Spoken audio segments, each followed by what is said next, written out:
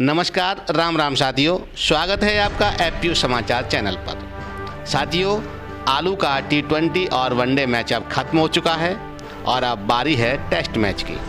आप सोच रहे होंगे कि हम आलू की खेती को क्रिकेट से क्यों जोड़ रहे हैं। चलिए आपको विस्तार से समझाते हैं कि आखिर ये T20, वनडे और टेस्ट मैच का मतलब क्या है और यह किसानों के लिए क्यों अहम है। T20 मैच यानी कच्चे आलू की खुदाई। इसमें किसान फटाफट आलू की खुदाई करके तेज़ी से बाज़ार में बेचते हैं ताकि जल्दी से जल्दी मुनाफा कमा सकें। इस समय किसानों का पूरा ध्यान फटाफट बिक्री और तुरंत लाभ पर होता है। अब आती है बात वनडे मैच की। इसका मतलब है पकने के बाद आलू की तसल्ली से खुदाई और बिक्री। इस फेज में किसान थोड़ा ठहर कर सोचते हैं, लेकिन फिर भी उन्हें समय का ध्यान रखना होता है। अब बात करते हैं टेस्ट मैच की। अब आलू कोल्ड स्टोरेज में है। किसानों के पास अब पूरा 8 महीने का समय है। यह समय जल्दबाजी का नहीं है, बल्कि समझदारी और रणनीति से काम करने का है। अब किसानों को बाजार के उतार चढ़ाव को देखते हुए सही समय पर आलू बेचना है ताकि अधिकतम मुनाफा मिल सके। साथियों, यही तो असली खेल है। टेस्ट मैच में वही खिलाड़ी जीतता है जो धैर्य और समझदारी से खेलता है। अब किसानों के पास भी मौका है कि वे बाज़ार को समझें, सही मौके पर स्ट्राइक करें और अपनी मेहनत का पूरा फ़ायदा उठाएं। उत्तर प्रदेश में आलू की खेती पर नज़र डालें तो पिछले 3 वर्षों से आलू का रकबा लगातार घट रहा है। किसानों की लागत भी बढ़ रही है और उत्पादन भी गिर रहा है। हालांकि पिछले 5 वर्ष में कोल्ड स्टोरेज की क्षमता में वृद्धि हुई है, जिससे अब किसानों को आलू स्टोर करने में तो कम से कम कोई परेशानी नहीं हो रही है। लेकिन अब समस्या यह है कि लागत मूल्य तेज़ी से बढ़ गया है। वर्ष 2025 की स्थिति देखें तो कोल्ड स्टोरेज में आलू रखने के बाद प्रति पैकेट लागत लगभग 800 रुपये बैठ रही है। ऐसे में अगर किसान बिना सही रणनीति और प्लानिंग के आलू बेचते हैं तो मुनाफा मिलना मुश्किल होगा। अब किसानों को बाज़ार की नब्ज को समझकर सही समय पर आलू की बिक्री करनी होगी ताकि उन्हें अपनी मेहनत का उचित मुनाफा मिल सके। साथियों, आगरा के आंकड़ों पर नज़र डालें तो इस समय ज़िले में लगभग 300 कोल्ड स्टोरेज वर्किंग कंडीशन में हैं, जो लगभग 70% भरने के कगार पर हैं। इस साल आगरा में आलू की पैदावार पिछले वर्ष की तुलना में कम हुई है। यही स्थिति उत्तर प्रदेश की और पूरे देश की देखी जा रही है। ऐसे में किसानों के लिए ज़रूरी है कि वे कोल्ड स्टोरेज का सही उपयोग करें और जल्दबाजी में अपनी फसल न बेचें। बाज़ार की स्थिति पर नज़र रखें और सही समय पर बिक्री करें। इससे उन्हें बेहतर रिटर्न मिलेगा। साथियों, अब सवाल ये है कि सही रणनीति क्या होनी चाहिए। अब समय है स्मार्ट बनने का।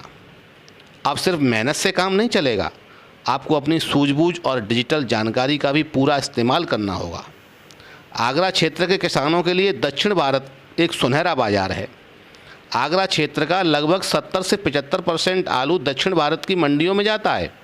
तमिलनाडु हो, कर्नाटक हो, आंध्र प्रदेश हो, तेलंगाना हो, केरल हो, ये सभी जगह पे आगरा के आलू की भारी डिमांड रहती है। अगर आपके पास 4000-5000 से अधिक आलू के पैकेट्स हैं, उनका स्टॉक है, तो आपको खुद वहाँ की मंडियों तक पहुँचना चाहिए और व्यापारियों से, आड़तियों से संपर्क करना चाहिए। वहाँ के हालातों को, स्थितियों को समझना चाहिए। साथियों, दक्षिण भारत की मंडियों में आलू की मांग स्थिर रहती है। और भी कई मंडियां हैं जिनमें आलू की अच्छी मांग रहती है और वहां आगरा के आलू को बहुत अच्छे से पसंद किया जाता है। अगर इन बाज़ारों की मांग को समझकर सही समय पर बिक्री करेंगे तो निश्चित ही मुनाफा मिलेगा, आपको अच्छा फ़ायदा होगा। एक और बात का ध्यान रखें, आज के दौर में जानकारी ही शक्ति है। बाज़ार की स्थिति, कीमतों का उतार चढ़ाव और मांग की जानकारी के लिए डिजिटल साधनों का उपयोग करें। ऑनलाइन प्लेटफॉर्म से जुड़ें, मार्केट ट्रेंड्स पर नज़र रखें और अपनी फसल की बिक्री के लिए एक मजबूत रणनीति बनाएं। साथियों, एफपीओ समाचार का मुख्य उद्देश्य ही किसान हित और राष्ट्र निर्माण है। हमारी मुहिम भी किसान हित ही राष्ट्र निर्माण है। हम किसानों के उज्जवल भविष्य के लिए काम कर रहे हैं।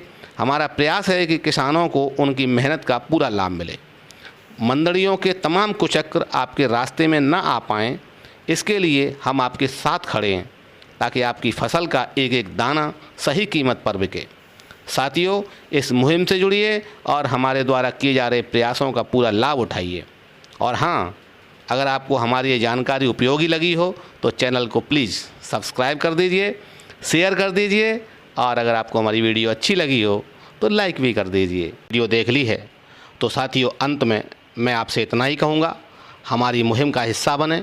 हमारी मुहिम है किसान हित ही राष्ट्र निर्माण। मैंने शुरुआत कर दी है, आपके जुड़ने का इंतज़ार है। साथियों, मुहिम से जुड़ने के लिए FPO समाचार सभी सोशल मीडिया प्लेटफॉर्म पर उपलब्ध है। यूट्यूब चैनल हो, व्हाट्सअप चैनल हो, व्हाट्सअप ग्रुप और कम्युनिटी हो, फेसबुक पेज हो या हो फेसबुक ग्रुप, सभी जगह आप हमसे जुड़ सकते हैं।